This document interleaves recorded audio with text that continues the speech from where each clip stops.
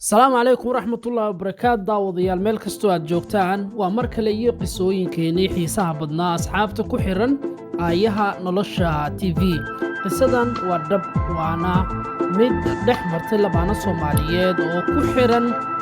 page-keena ama blog-geena YouTube-kii Facebook-ee aayaha nolosha TV waxayna qisadan ku bilaabanaysaa sida tan jacaylku waa cajiib aniga waxay ugu dhacday soo maray mise jacayl oo igu reebtay raad aad iyo aad u xasuus ah oo aan marnaba ilaabi karin waxay ku bilaabatay weeri la wadaagay qisadan ku dhacday aniga iyo gabar aan isku xaafad ama aan isku iskuul ahayn waxaan dhex maray kalsooni badan oo aan ku qabnay aqoonta dheeraadka ah ee inaga dhexaysa wuxuu yidhi waxaana dhex maray xiriir walaaltinimo balse muddo kadib waxaan noqonnay dad isdhexgalay inantii ilaa in aan isfahanno aakhirkii anigoo u soo bandhigay buu yidhi jacayl xadaafa oo markaas iwaalayay balse waxay ii sheegtay inaysan diyaar u ahayn wakhtigaa in ay jacayl ila samayso oo xiriir ay ila wadaagto waxbarashadeeda aniga iyo ixtiraam ayay inoo haysay waxayna inta badan gabadhu ahayd mid iga warqabta balse waa gabar oo kagama harinee waxaa muddo badan aan daba socday uu jilciyey hadalladii gabadhii waxa ay noqotay mid jilcda oo dhankayga ayay soo eegtay iyadoo aakhirkii iga oggolaatay in jacaylkeena uu noqdo muddo 2 sano ah ayaan gabadhaas xiriir la lahaa buu yidhi wiilkan markii aan ka baxay dugsiga sare ayaan ka codsaday inaan guri xalaal ah galno oo aan is-aroosno labadeenna isna aan isguursanno sida dhaqanka diinta iyo dadkeena Soomaaliyeed ba ay qabaan balse way iga diiday oo go'aankaygii waxayna igu tiri buu yidhi waxaan doonayaa inaan kaamilo yeesho waxbarashadayda ma doonayo inaan dayaco oo aan halkaas ku soo gabagabeeyo inantuna waxay ahayd buu yidhi gabar inta badan jecel waxbarashada muran badan oo na dhex maray waxaan markii dambe u sheegay inaan caawo kulanno oo waxyaabo badan aan ka wada hadalno waan xasuustaa buu yidhi waxaa beri oo kala bilaabmanaya bisha Ramadaan jawigu aad buu u macaanaa neecaw badanna waa ay dhacaysay cirku waxa uu ka hilaacay roobab markaan soo socda wuxuu ahaa buu yidhi habeen xasuus gaar ah ilaa aniga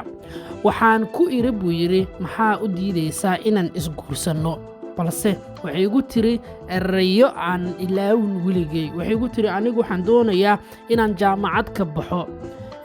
dalka dibaddiisana aan aado waddanka Malaysia ugu yaraan aan tago waayo waxaan ahay bay tiri qofka kaliya ee hooyaday adduunka ay ka fiirsanayso gabadha cidna lama dhalan aabaheedna waa uu dhintay allaha u naxariistee adna hadda ayaa dambaysay iskuul haddana aan isguursanno waalidkeeda ayaan culays saaraynaa taasi waa dhibaato oo waxba ma aanan faa'iidin bay tiri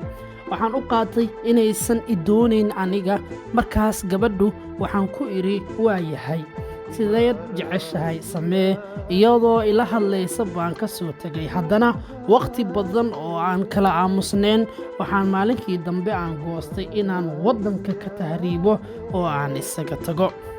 wakhtigaas waxay ahayd wakhtigii ay bilaabmatay dabeeshii tahriibka waxaana u sheegay inaan u socdo oo aan dalka ka tagay waxay iga codsatay inaan tahriibin oo aan musiibo dhexgelin balse waxaan ku gacan seeray hadalladii iyo weliba waanintii ay waaninaysay waxaana ku iri buu yidhi haddaad adba tegaysay anna waan tegayaa maxaa ii diidayo waxaan ka baxay waddankii anigoo boqolaal tahriib iyo maalmo adag waxaan tegay waddanka Liibiya iyadoo markaas ay lacagta aad u jabneed lagu tegi jiray waxaa lagu xujeeyey inaan keeno $800 oo si degdeg ah inaan ku bixiyo haddii aan doonayo in Yurub iyo Talyaaniga aan tago waxaan la soo hadlay waalidkayga una sheegay inay si degdeg ah la iiga rabo lacagta waxaan garan kartaa waalidka hooyo iyadoo weliba suuqa fariisan jirta oo nolol maalmeedkeedii nooga soo dhicin jirtay maadaama uu aabbaheen nooleen oo uu geeriyooday wakhtigaas buu yidhi wiilku daruufo jira awgeed lacagtii baa iga soo dahday waxaana la hadlay gabadhii una sheegay in arrintaydu ay adag tahay. Waxaan u sheegay in lacagtii la ii haysto sidii dhaqsiyo badanna la iiga rabo, haddii la iiga waayana la ii dilaayo. Waxaana ii sheegtay inaysan lacag hayn balse ay hayso balse ay u qorayso nambar lacagta la igu soo diray, iyadoo sheegtay in waqtigaas in lacagta ay sugayso 2 maalmood kadib. Waxa uu ii soo dhacay lacagtii, waxaa la ii sheegay in qof dumar ah ii soo dirtay. Waxaan u malaynayay hooyaday buu yidhi. Cidnaba wax kale ma sii weydiin, balse markii aan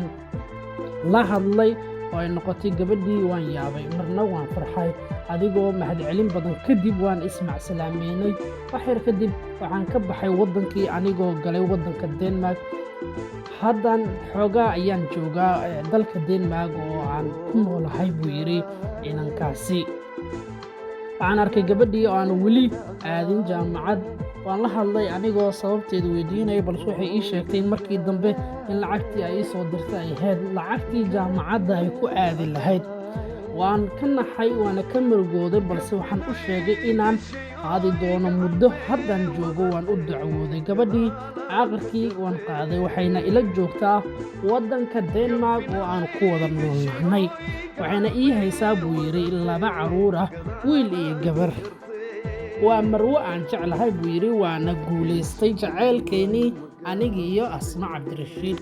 Wiilka ayaa sidoo kale waxa uu sheegay in noloshiisa inta badan uu doonayo inuu ku dhammaysto gabadhii dhibka, dheefta iyo weliba jacaylkii wanaagsanaa la soo martay. Saaxiibada, haddii qisadan aad ka hesheen, waad nala wadaagi kartaan qisooyin jacayl ah oo ku aadan aayaha nolosha TV.